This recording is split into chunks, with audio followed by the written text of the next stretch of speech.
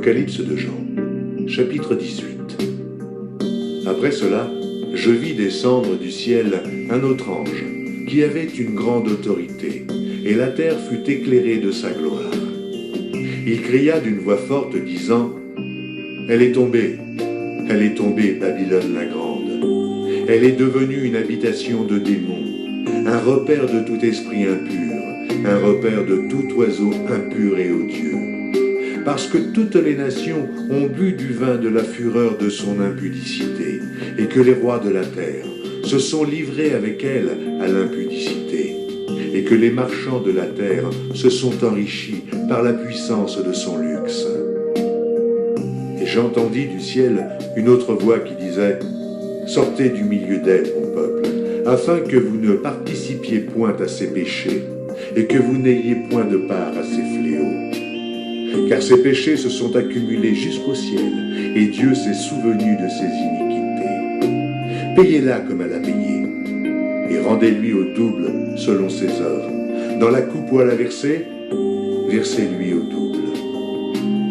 Autant elle s'est glorifiée et plongée dans le luxe, autant donnez-lui de tourments et de deuil. Parce qu'elle dit en son cœur : Je suis assise en reine, je ne suis point veuve, et je ne verrai point de deuil. À cause de cela, en un même jour, ces fléaux arriveront, la mort, le deuil et la famine, et elle sera consumée par le feu, car il est puissant, le Seigneur Dieu qui l'a jugée.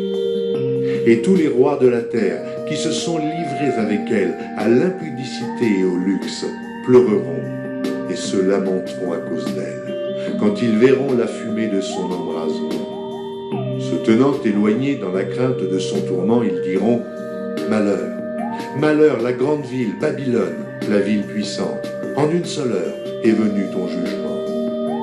Et les marchands de la terre pleurent et sont dans le deuil à cause d'elle, parce que personne n'achète plus leur cargaison d'or, d'argent, de pierres précieuses, de perles, de fin lin, de pourpre, de soie d'écarlate, de toute espèce de bois de senteur, de toute espèce d'objet d'ivoire, de toute espèce d'objet en bois très précieux, en airain, en fer et en marbre, en cinnamome, d'aromates, de parfums, de myrrhe, d'encens, de vin, d'huile, de fine farine, de blé, de bœufs, de brebis, de chevaux, de chars, de corps et d'âmes d'hommes. Les fruits que désirait ton âme sont allés loin de toi, et toutes les choses délicates et magnifiques sont perdues pour toi, et tu ne les retrouveras plus. Les marchands de ces choses qui se sont enrichis par elles se tiendront éloignés dans la crainte de son tourment. Ils pleureront et seront dans le deuil, et diront : Malheur, malheur, la grande ville qui était vêtue de fin lin, de pourpre et d'écarlate, et parée d'or, de pierres précieuses et de perles.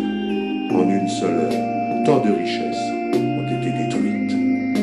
Et tous les pilotes, tous ceux qui naviguent vers ce lieu, les marins et tous ceux qui exploitent la mer se tenaient éloignés.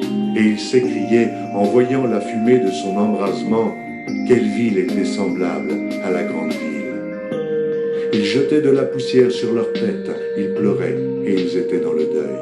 Ils criaient et disaient : Malheur, malheur, la grande ville où se sont enrichis par son opulence tous ceux qui ont des navires sur la mer.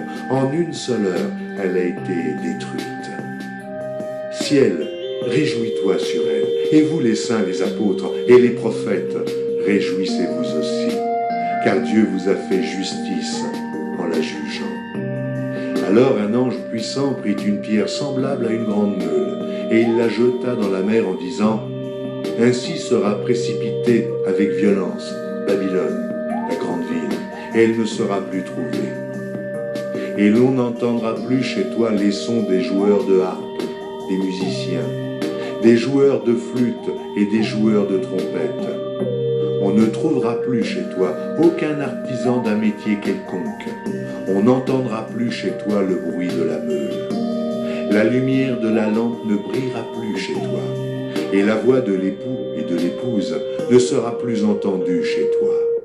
Parce que tes marchands étaient les grands de la terre, parce que toutes les nations ont été séduites par tes enchantements, et parce qu'on a trouvé chez elles le sang des prophètes et des saints, et de tous ceux qui ont été égorgés sur la terre.